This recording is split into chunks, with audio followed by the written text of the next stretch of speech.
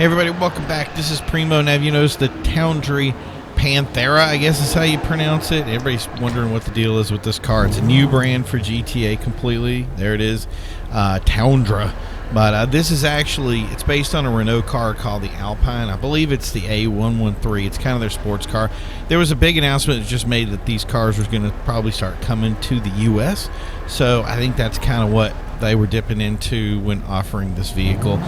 But it's not anything to write home about. I don't know if we'll even test it, but for now, I just wanted to go over that real quick. The real thing today is going to be going over the new 50-car garage. So one cool thing I like about this is the new, using Dynasty 8 again. So there it is, $2,740,000. So it used to be $1,100,000 for the old Eclipse Towers there, but it has been eclipsed effectively by an almost $3 million structure that you can't live in. That's all it is that's the garage space for, I guess, Eclipse. But yeah, it's going to be 5 levels. Each level is going to be 10 cars apiece. You can select different colors as industrial, indulgent. I picked indulgent. I do like the color schemes for them. It's kind of cool, if not being very basic. One thing that it seems to allude to is that you can edit each level of the garage, but I'm not sure about that. I feel like you just pick one color and that affects all of them like every other garage to it, but I don't know, maybe I'm wrong.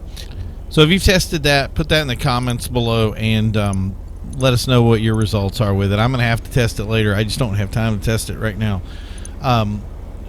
One thing that is cool about this is that it has a little activity area where you can do stuff like different drinks and, watching TV, that kind of thing. But the unfortunate thing of it, it still seems a little passive.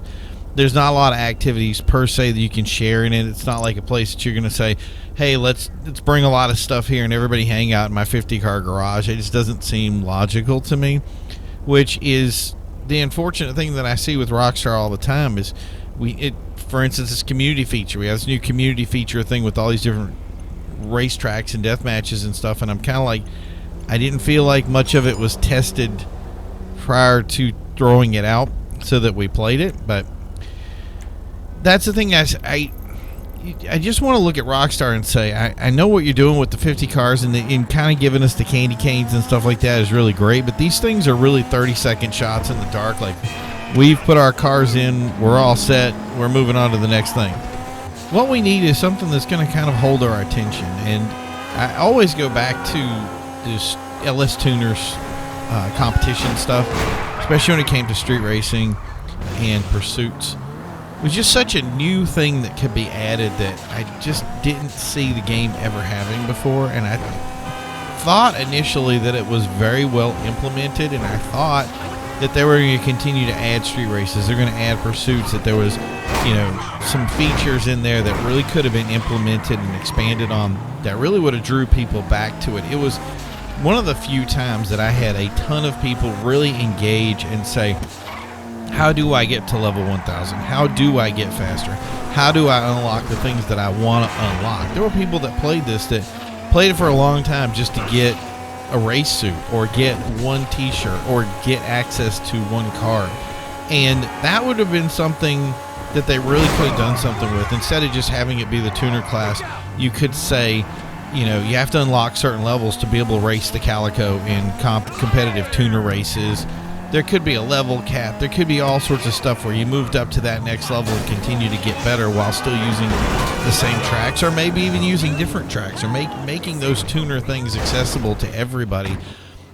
There was a lot of thinking out of the box for that, and to me, it just seems like the longer we go on, the more it is centric to, I need you to spend $2,740,000 on a 50-car garage, have a nice day and bye. It's hit or miss. And then there's other features that are connectivity, other things that are in the game that, I want to find a race. Who am I going to race with? All the time I try to say, go in my quick jobs, go to race, try to pull something together, and there's no races out there, especially on Xbox X.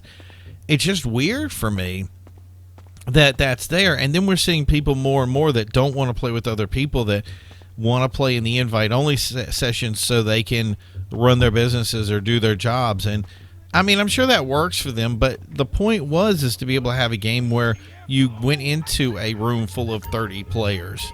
Removing the KD option in single player has really changed a lot when it comes to that single player environment.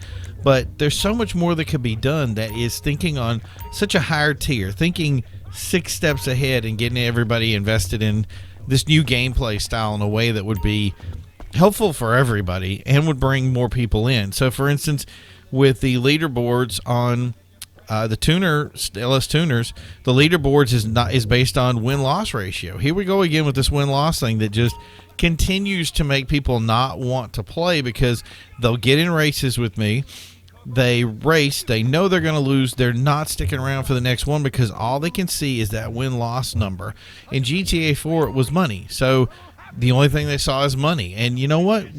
We really do direct these people about what they want to see in a game and how they see it and getting more people involved. The point is to have more people racing and caring less about things like win-loss.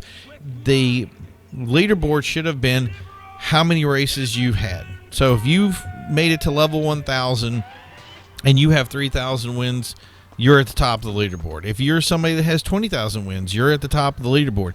It really does push people to continue to race more if that leaderboard is important to them. And those competitive players drive a lot of the gameplay because what will end up happening is younger guys get in, they just want to get a certain amount of unlocks in the game or get to a point where, I want to race the fastest car or do whatever. I want to be able to buy it and race it in competition with other players and have that different tier. HSW tried to do it, and again, HSW screwed up. It was all just right there for you to grab, and there's no overcoming anything. It's just instant gratification, and I get that, but that doesn't sell cash cards unless you can make people buy every car in the series, if you get what I mean. So that's why I said LS Tuners is probably the best example out there. So, but I don't know. You guys see the other examples. You let me know what's up in the comments below, and I hope you guys enjoy it. Hey, I'm going to go enjoy my 50-car garage. You guys have a great day, and we will talk to you in the next one. Have fun, and we'll talk to you then. Bye.